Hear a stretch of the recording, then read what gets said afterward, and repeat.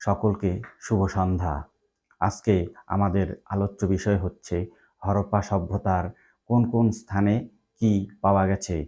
হরপ্পা সভ্যতার মহেঞ্জোদারো কেন্দ্রটিতে একটি বিরাট স্নানাগারের অস্তিত্ব পাওয়া গেছে। এই স্নানাগারটির বাইরের দিকের মাপ ছিল 180x108 ফুট।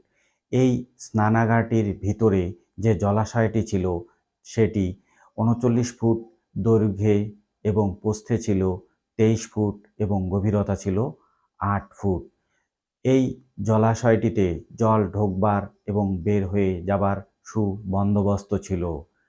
ঐতিহাসিক হুইলার মনে করেন ধর্মীয় উদ্দেশ্যে এটি নির্মিত হয়েছিল।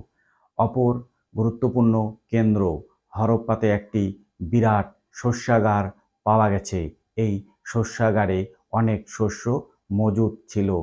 এই শস্যাগারের শস্যগুলো হয়তোবা নাগরিকরা রাজস্ব হিসাবে প্রদান করত। এ.এল. ব্যাসাম একে রাষ্ট্রীয় ব্যাংকের সঙ্গে তুলনা করেছেন।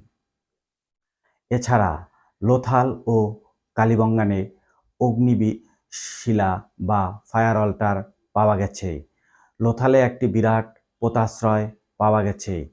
লোথালের অপর অন্য একটি নিদর্শন ছিল একটি যুগ্ম সমাধির অস্তিত্ব। এতে নারী ও পুরুষের কঙ্কাল পাশাপাশি অবস্থায় পাওয়া গেছে। হরপ্পাতে R37 ও H নামক সিমেট্রি বা সমাধি পাওয়া যায়।